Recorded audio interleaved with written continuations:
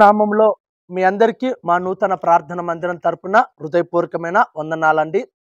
గడిచిన జూన్ నెలంతా కూడా ప్రభు రెక్కల చాటున మనకి భద్రతనిచ్చి అనేక సందర్భాలలో అనేక సమయాలలో కూడా మనల్ని కాపాడుకుంటూ ఎంతగానో ఆదరిస్తూ బలపరుస్తూ ఈ యొక్క జులై నెలలో అడుగు పెట్టించిన దేవాది దేవునికి మనము కృతజ్ఞత కలిగి ఉండాలి. ఎందుకంటే జూన్ యొక్క నెల కొందరికి సంతోషకరంగా ఉండొచ్చు, కొందరికి మేలుకరంగా ఉండొచ్చు, మరికొందరికి దుఃఖము తెప్పించుండొచ్చు, మరికొందరికి అనారోగ్యం ఉండొచ్చు, ప్రమాదాలు సంభవించవచ్చు. కానీ ఏది ఏమైనా మనని మాత్రం దేవుడు జూన్ నెలంతా కూడా కాపాడి ఈ జులై నెలలో అడుగు పెట్టించాడు. అందును బట్టి దేవునికి స్తోత్రం చెల్లిస్తున్నాము. అయితే ఈ జులై నెలలో కూడా ఒక శ్రేష్టమైనటువంటి వాగ్దానాన్ని ప్రభు మనకు దయచేస్తున్నాడు. ఏంటి ఆ వాగ్దానం అంటే, యోబు గ్రంథము 37వ అధ్యాయము 5వ వచనంలోని 2వ లైన్, మనము గ్రహింపలేని గొప్ప కార్యములను ఆయన చేయును.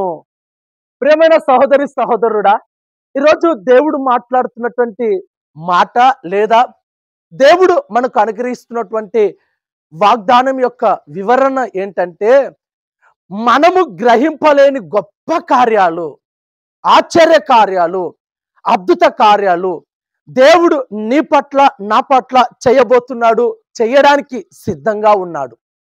అయితే ఈ అద్భుతం కానీ, ఆశ్చర్య కార్యాలు కానీ, గొప్ప కార్యాలు కానీ మనం పొందుకోవాలి. పొందుకోనటకై ఒక యోగ్యమైనటువంటి వ్యక్తిగా నీవు కలిగి ఉన్నప్పుడే దేవుడు ఇవ్వవలసిన ఈ గొప్ప కార్యాలు మనం పొందుకుంటాం. ఈ మాట దేవుడు చెప్తున్న మాట. చూడండి, ఆలోచించండి, బాగా ఆలోచించండి. ఒకరోజు ఒక విధవరాలు భర్తను కోల్పోయి ఒక కుమారుడిని కలిగి ఇటు రక్త సంబంధికులు కానీ ఇటు భర్త ఇంటి వారు కానీ ఎవరు కూడా ఆదరించలేదు, ఎవరు కూడా దగ్గరికి చేర్చుకోలేదు. పైగా వెలివేసినట్టుగా ఆ యొక్క విధవరాలుని వెలివేశారు. ఏమి చెయ్యాలి అని చెప్పేసి తన కుమారుడు ఎక్కడో ఒక చోట ఉండి కాలం గడుపుతూ ఉన్న ఆ సందర్భాలలో కాలం గడపడానికి కూడా భారమైపోయింది, బ్రతకడం కూడా భారమైపోయింది, జీవించడం కూడా భారమైపోయింది. పనులు ఇచ్చేవాళ్ళు కరువైపోయారు. ఏమి చెయ్యాలి, ఎలా పోషించుకోవాలి, నా బిడ్డను ఎలా బ్రతికించుకోవాలని చెప్పేసి శతవిధాలుగా ఎన్ని ప్రయత్నాలు చేసినా ఏ ఒక్క ప్రయత్నం కూడా ఫలించడం లేదు. అయితే ఆ యొక్క విధవరాలు, ఆ తల్లి తీసుకున్న నిర్ణయం ఏంటో తెలుసా అండి? ఎందుకు ఈ బ్రతకాలి, ఎందుకు ఈ జీవితం జీవించాలి, ఏంటి నా పరిస్థితి, ఎవరు నన్ను చేరదీయడం లేదే, ఎవరు నన్ను భరించడం లేదే, ఎవరు నన్ను దగ్గరికి చేర్చుకోవడం లేదే, ఎవరు నా దగ్గరకు వచ్చి పలకరించడం లేదే, ఎవరు ₹1 నాకు సహాయం చేయడం లేదే, పైగా నన్ను తృణీకరిస్తున్నారే, అవమానపరుస్తున్నారే, వెలివేశారే అని తనలో తాను బాధపడుతూ మదనపడుతూ చివరిగా తీసుకోకూడని ఒక నిర్ణయం తీసుకుంది. ఏంటో ఆ నిర్ణయం తెలుసా అండి? ఇంత బ్రతుకుతున్నాము, అయినా ఈ బ్రతుకుకు విలువ లేదు కదా, బ్రతికే దానికంటే చావే మేలు అనుకుంది ఆ తల్లి. తన కుమారుడు చనిపోతే బాగుంటది. ఎందుకు ఈ మాట నేను చెప్తానంటే, ఆ తల్లికి వచ్చినటువంటి కష్టం అలాంటిది. తన కుమారుడు పోషించబడడం భారమైపోతుంది.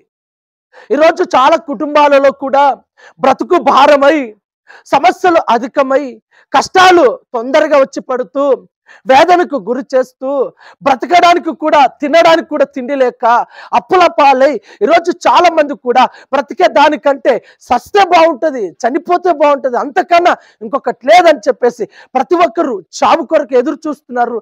అనేకులు కూడా ఈరోజు చావడానికే సిద్ధపడుతున్నారు.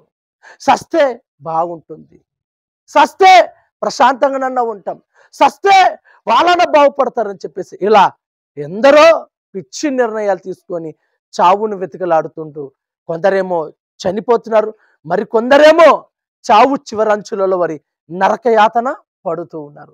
అందుకే ప్రియ సహోదరి సహోదరుడా, ఈ విధవరాలు కూడా తన కుమారుడు ఆ కుటుంబ భారం అయిపోయినందువలన చావాలని నిర్ణయం తీసుకున్నారు. నిర్ణయం తీసుకున్నట్టుగానే వాళ్ళ దగ్గర ఉన్నటువంటి అంత పిండి, అంత నూనె ఉంది, ఆ నూనెను ఆ పిండిని దాంట్లో ఏదో ఒక విషయం కలుపుకొని తిని చనిపోదామని చెప్పేసి ఆ తల్లి కట్టెలు ఏరుకోవడానికి వచ్చింటే అక్కడే దేవుడు ఏం చేశాడంటే ఆ తల్లి చావకూడదు, ఆ కుమారుడు చావకూడదని దేవుని యొక్క ప్రణాళిక ఉంది కాబట్టి, దేవుని యొక్క చిత్తం ఉంది కాబట్టి ఆ ప్రాంతానికి ఏలియా అనే దైవ సేవకును పంపించి అక్కడ కట్టెలు కొడుతుండగా ఈ సేవకుడు ఆ తల్లిని పలకరించాడు. పలకరించినప్పుడు నీళ్ళిచ్చింది. నీళ్ళిచ్చిన తర్వాత అమ్మ ఏదైనా ఆహారం ఉంటే పెట్టు అన్నప్పుడు ఆ తల్లి నిజాయితీగా ఆ తండ్రితో చెప్తుంది. ఏంటో తెలుసా? అయ్యా, నేను నా కుమారుడు చనిపోవాలనుకుంటున్నాము. మా దగ్గర అంత పిండి ఉంది, అంత నూనె ఉంది, మేము తిని చనిపోవాలనుకుంటున్నాం అని చెప్పింది. అయినా ఆ తల్లి ఏం చేసిందో తెలుసా? ఆ సేవకునికి పెట్టిందండి. ఆ సేవకునికి పెట్టింది. ఆ పిండి రొట్టెని చేసి చక్కగా అంత రొట్టెని చేసుకొచ్చి సేవకుని దగ్గర చేర్చింది. సేవకుడు తిని ఆ తల్లిని ఆశీర్వదిస్తున్నాడు. ఏమన్నా తెలుసా? ఇదిగో, నువ్వు ఏ భారముతో అయితే చావాలనుకున్నావో, ఏ కష్టం వచ్చిందని నువ్వు మరణించాలనుకున్నావో, ఏ పెను ప్రమాదము నీకు సంభవించిందని, ఎవరు నిన్ను ఓదార్చడం లేదని, ఎవరు నిన్ను దగ్గరికి చేర్చుకోవడం లేదని, అందరూ దూరం చేశారని, కష్టాలు ఎక్కువైతున్నాయి, నష్టాలు ఎక్కువైతున్నాయి, ఏం చేయాలని నువ్వు అనుకొని చావాలనుకుంటున్నావు కదా, అందుకొరకే నా ప్రభు నీ దగ్గర పంపించాడు. నువ్వు చావద్దు, నువ్వు మరణించొద్దు, నువ్వు చావును కోరుకోవద్దు. దేవుడు నీ పట్ల గొప్ప కార్యం చేయబోతున్నాడు, దేవుడు నీ పట్ల ఆశ్చర్య కార్యం చేయబోతున్నాడు అని ఈ సేవకుడు ఆ తల్లికి చెప్పి ఆ తల్లి ఆశీర్వదించడం మొదలుపెట్టాడు. ఏమన్నా తెలుసా? నువ్వు ఎంత పిండైతే ఉన్న కాడికి నాకు చేసి పెట్టావో, ఎంత నూనెను కలిపి తీసుకొచ్చావో, ఆ పిండి ఆ నూనె సమృద్ధిగా కరువు తీరేంత వరకు నీవు పొందుకుందువు గాక, ఆహారం చేసుకొని తిందు కాక అని చెప్పేసి చెప్పడం జరిగింది. అందుకే సహోదరుడా, గొప్ప కార్యాలు చేస్తాడు. ఆ తల్లి ఊహించలేదు, ఆ విధవరాలు అస్సలు అనుకోలేదు, మరలా మేము బ్రతుకుతాం అనుకోలేదు, మరలా జీవిస్తాం అనుకోలేదు, మరలా అప్పులు తెగిపోతాం అనుకోలేదు, మరలా సమస్య నుండి బయట పడతాం అనుకోలేదు. కానీ తను చేసింది ఏంటంటే తన దగ్గర ఉన్న కాడికి సేవకుని చేతిలో పెట్టింది. సేవకుడు ఏం చేస్తాడో తెలుసా? తినినట్టుగానే ఇంటి విడిచిపోలేదండి. తిన్న సేవకుడు ఆ యొక్క విధవరాలని ఆశీర్వదించి దీవించాడు. ప్రియమైన సహోదరుడా, ఈ జులై నెలలో కూడా దేవుడు నీకు గొప్ప వాగ్దానం చేయబోతున్నాడు. నీవు గ్రహింపలేని గొప్ప కార్యాలు చేయబోతున్నాడు, గొప్ప ఆశ్చర్య కార్యాలు చేయబోతున్నాడు.